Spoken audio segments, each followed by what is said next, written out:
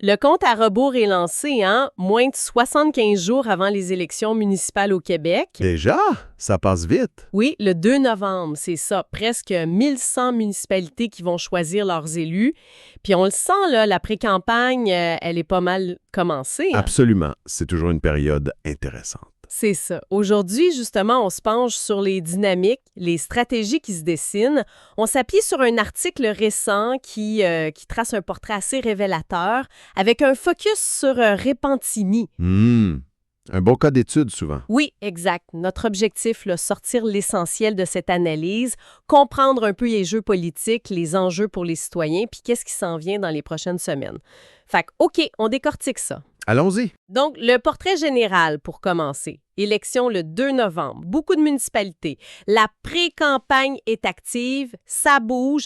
Puis l'article dit même que les citoyens, ils commencent déjà à y penser, à se positionner un peu. C'est un bon point de départ. Cette phase préélectorale, faut pas la sous-estimer. C'est vraiment là que ça se prépare. Le positionnement stratégique... En coulisses un peu? Exactement. Avant le lancement officiel, les équipes en place, surtout, elles peaufinent leur message, elles testent des affaires, elles préparent le terrain. Les vraies manœuvres, là, ça commence bien avant qu'on les voit. Puis en parlant de manœuvres, celles des équipes sortantes, d'après l'article, elles sont assez visibles. On parle d'une posture comme défensive, avec beaucoup d'argent public investi dans des projets. Ah oui, le classique. Mais oui. Réfection de rues, pistes cyclables, des parcs, le grand ménage, là, mais financé par les fonds publics juste avant le vote. L'exemple de Repentigny est intéressant avec leur projet Avantia. Ils présentent ça comme une transformation majeure d'un vieux parc industriel démodé et gris, je cite. OK. Puis le but affiché de toute cette activité, montrer qu'ils ont écouté les citoyens pendant 4 ans. C'est assez direct comme message, non? Oui, c'est direct, puis c'est fascinant parce que ça illustre parfaitement la tactique du pouvoir de l'incumbent, le power of incumbency, comme on dit. Explique un peu plus. Pour être clair, c'est l'avantage qu'ont les élus déjà à poste. Ils peuvent utiliser les ressources, la visibilité de leurs fonctions, faire des annonces, des inaugurations, lancer des travaux, puis ça donne que ça tombe juste bien dans le calendrier électoral. Ah, je vois. Ça donne une visibilité énorme, c'est sûr. Après, la question pour l'électeur, c'est de savoir, est-ce que c'est juste la suite logique d'une bonne gestion ou est-ce que c'est un peu opportuniste pour redorer le bilan juste avant l'élection? C'est ça la question, oui. Au fond, c'est pas juste une tentative d'acheter des votes, là. C'est plus subtil. C'est une stratégie pour cadrer la discussion, occuper l'espace médiatique avant même que l'opposition puisse vraiment se faire entendre. C'est une bonne lecture. Puis pendant que les sortants s'activent comme ça, qu'est-ce qui se passe avec la compétition? L'article note qu'ils sont assez discrets pour l'instant. On suppose que c'est parce que la campagne officielle commence juste en septembre? Probablement. L'article rappelle aussi, pour Repentigny, je pense qu'aux dernières élections, il y avait 3 partis. Fait que, qui va être là cette fois? On ne sait pas trop encore. Il y a plusieurs raisons stratégiques possibles pour cette réserve de l'opposition. Premièrement, l'argent, le temps, les bénévoles. Une campagne, ça coûte cher. Fait que concentrer les munitions sur la période officielle quand tout le monde écoute. Ça fait du sens. Ça peut être plus payant. Deuxièmement, il y a le timing. Si tu sors tes idées trop tôt, il risque de s'essouffler ou de se faire ramasser avant le moment clé. Attendre, ça permet de viser un impact plus fort, un momentum. OK. Puis finalement, observer, ça permet d'ajuster ta stratégie selon ce que les sortants font. Et peut-être de profiter de leurs erreurs ou de l'usure du pouvoir. Là. Oui, mais est-ce qu'il n'y a pas un risque à rester silencieux trop longtemps? Tu laisses tout l'espace médiatique aux sortants pendant cette phase de pré-campagne. Tu risques pas d'avoir l'air passif, mal préparé, surtout si les gens commencent à tendre l'oreille, comme disait l'article. Ah, c'est tout le dilemme. Tu mets le doigt sur le bobo. C'est un pari, là. Trop de silence, oui, ça peut être vu comme un manque de préparation ou qu'il n'y a pas vraiment d'alternative solide. Exact. Fait que l'opposition doit trouver le juste milieu, préserver ses ressources, son effet de surprise, mais quand même montrer qu'elle existe pour pas être complètement oubliée. Souvent, ça change très vite quand la campagne démarre pour vrai en septembre, mais les perceptions créées avant, ça peut peser lourd. D'accord. Bon, allons voir Repentigny plus spécifiquement. L'article s'en sert comme exemple, puis là, ça devient assez croustillant, je dirais. Okay. Oui, il y a plusieurs points. Premièrement, le maire Nicolas Dufour, l'article rappelle sa promesse de 2021. S'il est réélu, ça pourrait être son dernier mandat. Il voulait pas faire carrière en politique municipale, contrairement à son prédécesseur. La fameuse promesse des mandats limités. Exactement. Deuxièmement, puis ça, l'auteur de l'article semble insister là-dessus, il y a 4 conseillers de l'équipe du maire qui ont annoncé leur départ. 4, quand même. Oui, et l'article souligne que l'annonce a été faite relativement tardivement. Puis il met ça en parallèle avec le maire qui assure que tout va bien, Madame la Marquise. Ça pique la curiosité.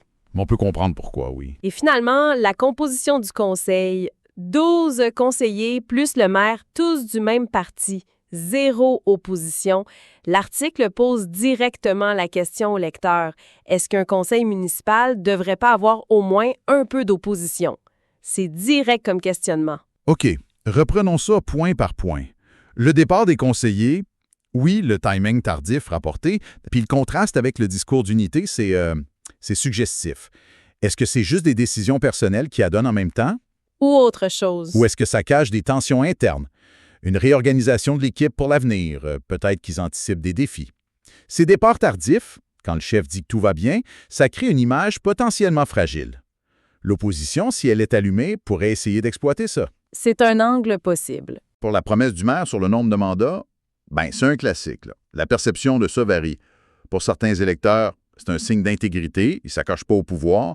Pour d'autres, ça peut soulever des questions sur la stabilité et la vision à long terme, puis ça ramène le débat sur c'est quoi à faire carrière en politique municipale. C'est vrai. Puis l'absence totale d'opposition, ouf, c'est à double tranchant, ça c'est clair. D'un côté, l'unité, ça peut vouloir dire plus d'efficacité. Les décisions se prennent vite, les projets avancent, pas de chicane dans la cabane, comme on dit. Ça peut être vu comme ça. Mais de l'autre côté, l'absence d'un contre-pouvoir officiel, ça risque d'appauvrir le débat démocratique. Une opposition, même petite, à quoi? Elle pose des questions, elle critique, elle offre des alternatives, elle force la majorité à mieux expliquer ses choix, puis elle représente d'autres citoyens. Fait que la question de l'article sur le besoin d'opposition, elle est fondamentale pour la santé démocratique locale. Tout à fait. Ça nous amène à regarder plus large que juste les stratégies puis les personnes. L'article nous rappelle que ces élections, ça touche des affaires très concrètes. La crise du logement, on en entend parler partout. C'est majeur. Le transport, la mobilité, l'environnement face au développement, la gestion des taxes, l'économie locale, les emplois, ce sont des gros défis qui se jouent au niveau municipal aussi. Absolument. C'est le gouvernement de proximité. Et l'article insiste beaucoup sur l'importance des semaines qui viennent pour les citoyens. Il prévoit que les candidats vont être plus présents, que les discours vont se durcir, les débats vont être plus vifs. C'est présenté comme le moment clé pour s'informer, pour poser des questions aux candidats, comparer les programmes, puis évaluer les projets, y compris ceux des sortants. C'est vraiment un appel à s'impliquer. Puis c'est un appel nécessaire, quand on se rappelle le chiffre qui est souvent mentionné, puis que l'article reprend. Le taux de participation municipale au Québec, ça tourne souvent autour de 50 %, des fois même moins. C'est faible. Vraiment faible, oui. C'est le talon d'Achille de notre démocratie locale. Pourquoi c'est si important d'aller voter? Parce qu'un faible taux de participation, ça peut fragiliser la légitimité des élus, puis donc des décisions qu'ils prennent, des décisions qui nous touchent directement. Une ville forte, comme le dit l'article, ça repose sur une communauté engagée. Comment l'état du parc au coin de la rue ou l'horaire de l'autobus se connectent aux grands enjeux comme l'environnement ou le coût de la vie. C'est là que ça se passe. Alors, si on essaie de résumer la tension principale qui ressort de tout ça, d'un côté, tu as les équipes en place qui misent sur leur bilan avec des projets bien visibles pour dire « regardez comme on est efficace ». La carte de la continuité et de l'action. Puis de l'autre côté, il y a cet appel peut-être plus silencieux pour l'instant pour du changement ou au moins pour plus de diversité au conseil. Quelle tendance va l'emporter? Et comme l'article le dit bien, on va commencer à voir la réponse se dessiner plus clairement quand la campagne va être officiellement lancée en septembre. C'est là que les oppositions vont sortir leurs cartes, que les débats vont commencer, que les citoyens vont avoir une meilleure idée des choix. Là, on est dans la préparation, mais la vraie joute, elle commence bientôt. OK, donc pour récapituler les points forts de notre discussion basée sur l'article, et une pré-campagne où les sortants sont actifs, utilisent les outils du pouvoir pour mettre leur bilan en valeur avec des projets concrets. Oui, stratégie claire, L'opposition, elle, est plus en mode attente stratégique pour l'instant. L'exemple de Repentigny montre des dynamiques intéressantes, comme les départs de conseillers, et ça soulève la grosse question de la composition du conseil. Faut-il une opposition? Question fondamentale. Et au cœur de tout ça, l'enjeu qui revient toujours, la participation citoyenne. Essentiel face aux défis comme le logement, le transport, l'environnement. Exact. Puis l'insistance de l'article sur l'importance d'aller voter et sur le cas du conseil unicolore de Repentigny, ça nous amène peut-être à une réflexion un peu plus profonde. Ah oui.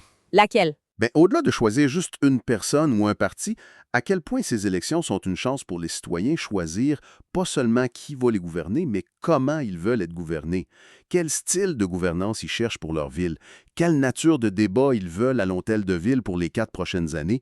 Est-ce qu'on préfère l'efficacité qu'on imagine venir d'une équipe unie ou la richesse puis le contrôle démocratique qui vient d'un débat avec des points de vue différents, même si c'est parfois plus bruyant? C'est une excellente question de fond. C'est une question de philosophie politique locale, au fond, sur laquelle chaque électeur peut réfléchir. Une municipalité forte repose sur une communauté impliquée, comme le disait la source. La campagne officielle commence en septembre. Ça donne matière à réflexion. C'est sûr, à suivre de très près. Assurément.